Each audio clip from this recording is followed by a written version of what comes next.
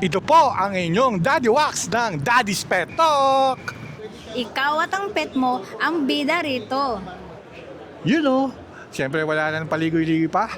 Nandito tayo sa LDEX, di raw LDEX daw dito sa SM Convention Center. Nandito ang Pedro Lida. You know, ma'am, pwede mo bang ipakilala ang iyong sarili at kung anong meron dito sa Pedro Lida?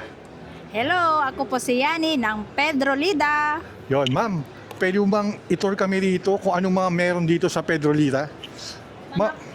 Tulad dito, ma'am. Supplies po kami, sir. Bali yung kinicarry namin is lahat ng mga equipment na gagamitin pang poultry. Poultry. Ma'am, tulad ng mga to, ma'am. Ito, saan mga to ginagamit itong mga to? Ito, sir, gas brooder to na ginagamit sa tunnel vent. Sa tunnel vent. Oo.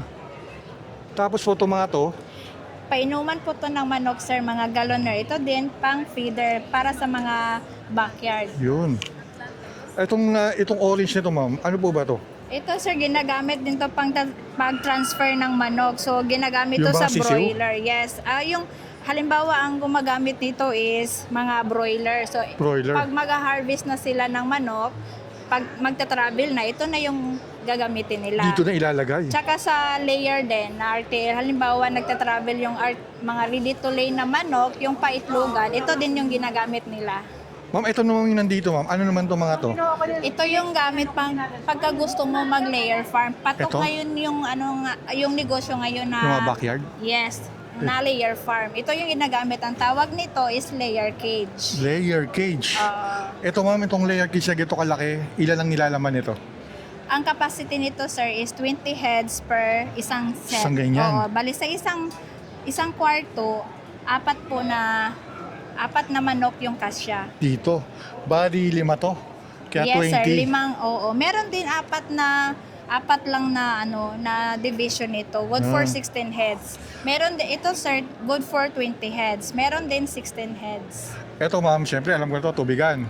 Oo, yan yung Ito yung parang tutukay nila para lumabas yes, yung tubig. importante kasi yung tubig. Na laging bago. Di ba? Aside sa laging bago, dapat talaga yung manok ay kailangan talaga nila makainom. Yun.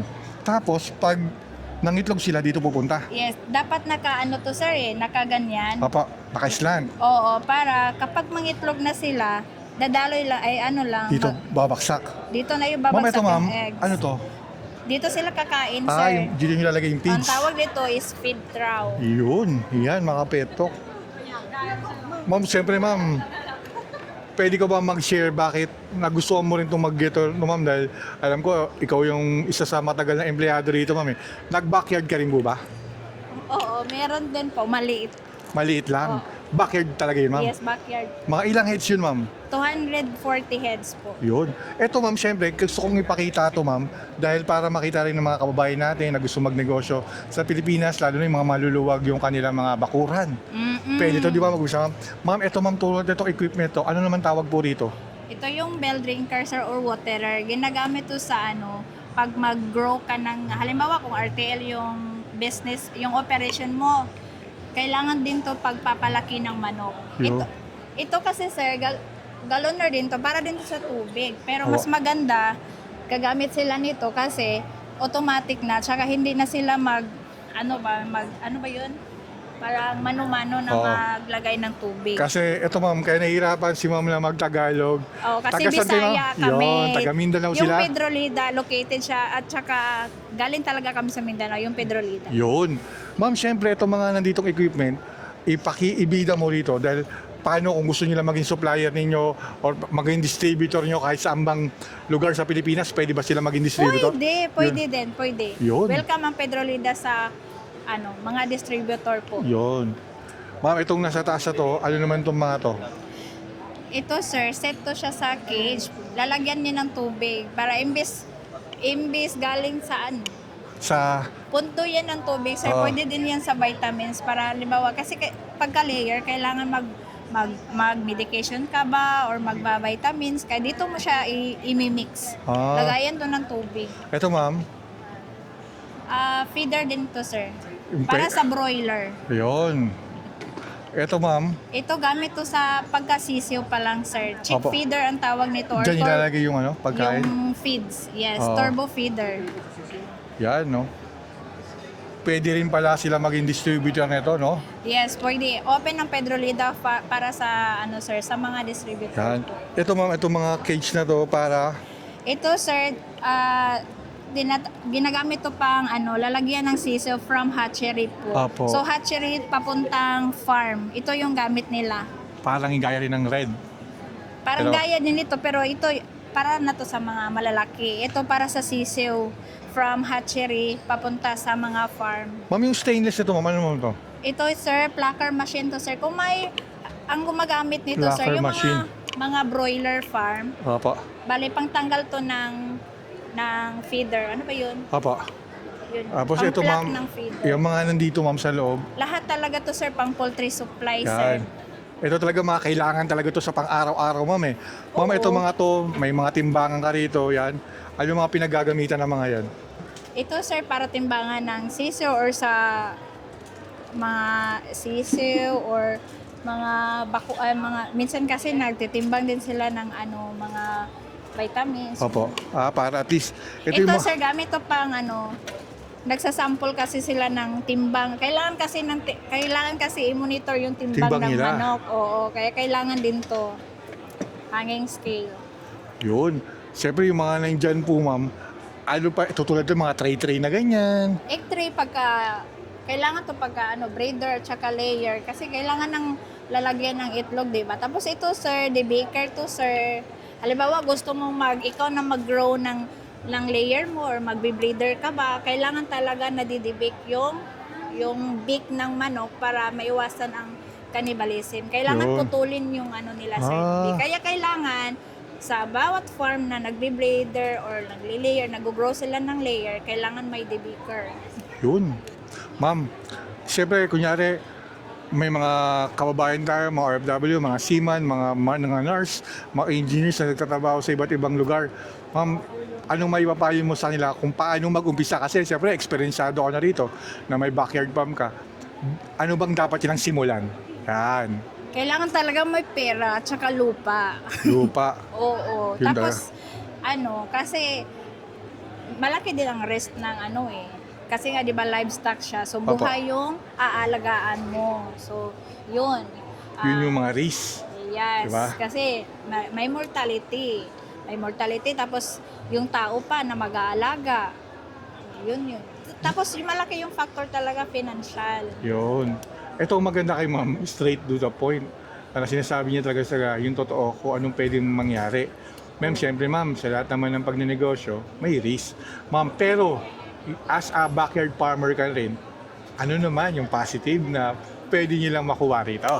Aside sa kaalaman kasi Yan. may mga bagong experience kayo. May ano bang tawag doon? Madi-discover ka na Yan. yung bago. Tapos, siyempre, yung kita. Yung kita. Mm-mm. Ano yung mga kita na yun na magpupulpil sila na, uy, okay pala ito eh. Basta siyempre, yung mga risk, dapat, ano natin yun, wag nating pahintulutan na dumating, di ba? Dapat agapan na natin, di ba? Eto ma'am, kumbaga, ilan ang pwedeng heads sa likod ng bahay na pwede mong masabik, masample, or para maumpisa nila? Depende kasi yun sa area. Depende yun sa area. Kung halimbawa kung nasa syudad ka, hindi pwede hindi pwede yung backyard. Dapat maluwag yung ano mo. Sa province? Hindi naman, sa province. O hindi naman ganun kaluwag. Kasi pagka ganito, kung halimbawa layer farm yung gusto mo konti lang naman yung space na kailangan mo dito eh. Kumbaga talagang depende kung ano ang lugar nila. Oo, depende. Pero pwede sila magsimula sa 60 heads. 60. Isang set nito is 60 heads eh. Eto ma'am, Oo. pwede silang magpatong na tatlo? Yes, naka-layer kasi siya. So, 3 layer. Oh, Pwede sila mag-start ng at least 60 heads. yun parang ako rin parang gusto ko, lalo na malapit ng Pasko. Mas Yun. malakas ma'am yung Oo. ng chicken talaga no, sa industry. Yung sa broiler, tsaka Sa eggs din, siyempre mga leche plan. yung leche plan. Tapos yung sir, sa school talaga. Mas Oo. madali kasi yung eggs. Oo. Tsaka patok yung RTL ngayon. Yun talaga Kasi kumakain talaga yung tao eh. Yun. Sa mong interview ma'am, kasi direct to the point ka talaga. Kasi sinasabi mo, ma'am, eto ma'am, ano naman mai-advise mo sa mga seaman, nurse, at sa mga OFW natin sa iba't ibang bansa para maumpisa nila yung mga ganitong bagay? Kapag passion nila, sir, madali lang yun eh. May pera ka, tapos passion mo. Anyway, matututunan mo naman yun eh, kung gusto mo talaga. Pwede na silang magsimula ngayon kung gusto nila. Kasi pwede nilang gawin tong pang-retirement plan eh. Yun. Halimbawa kapag gusto na nilang mag-retire sila or ano, pwede na silang Yeah. sa backyard. Tapos Magsisimula. may backyard na ganito ka na, meron pa mga halaman na may okra, talong. Oo, yun nga yung uso ngayon eh, di ba? Nandun ka sa bukid, tapos yung Saka maganda rito, magkaroon man ng lockdown ulit, uy, May hindi na kayo pagkakitaan magugutom. ka, oo. At may mga bibili pa sa'yo Oo. ng mga nasa barangay nyo lang. Tapos ang maganda, itlog kasi siya, napaka-basic na ano. Yun. Ma'am, eto ang Pedro Lida, saan natin makikita para kayo makontak? Pwede bang, siyempre ilalagay natin dito yung contact number Yes. mo. Yan, ilalagay natin dito yung contact number ni ma'am, yung pangalan ni ma'am. Ma'am, ito ma'am, siyempre may only tanong yan eh. Pag Oo. nakabili sa inyo at maging distributor ito at gusto nyo lang magbenta ng mga products ninyo, talagang i-guide nyo po ba sila? Yes, walang problema. Magme-message lang sila sa amin. Meron kami, Facebook page at saka meron ding Facebook. Pwede sila mag-message doon. Doon. Pedro Lida Marketing. Yun, sa Pedro Lida Marketing. Yes. Yun. Siyempre ma'am, ako nagpapasalamat ako dahil pinaunlak mo tong interview to sa LDEX, Oo, SMX LDEX. Convention Center, Yes. na ibida kung anong meron dito sa Pedro Lida, lalong-lalo na pag na Mindanao pa kayo. Oo, Mindanao. Kasi ma'am, alam mo bakit masarap rin mag-interview sa Mindanao tulad ni Oyi Pet Shop, taga Mindanao din yon, mga Molly. Talagang sa SMX lang, kahit malayo siya, pupunta talaga sila. Pupunta, oo. Pinadala nila yung mga aquarium at binibida nila yung mga Molly nila. Oo. Kaya natutuwa ako sa inyo from Mindanao. Grabe rin naman talaga yung sakripisyo nyo. Talaga pumunta kayo dito sa Oo. Manila para ibida sa lahat at ipakita sa mga tao kung anong meron Yes, ng ang Pedro Lida. Yon. Oo. Siyempre ma'am, ako nagpapasalamat. Baka mayroon kang gustong i-shoutout dyan. Pwede ka mag-shoutout ma'am. Shout out sa kasamahan ko sa Pedro Lida. Yun. Ma'am, thank you ma'am ha. Siyempre ito ang yung Daddy Wax ng Daddy's Pet Talk. Ikaw. At siyempre ang Pedro Lida. Ang bida rito. Ang bida rito. Thank you ma'am.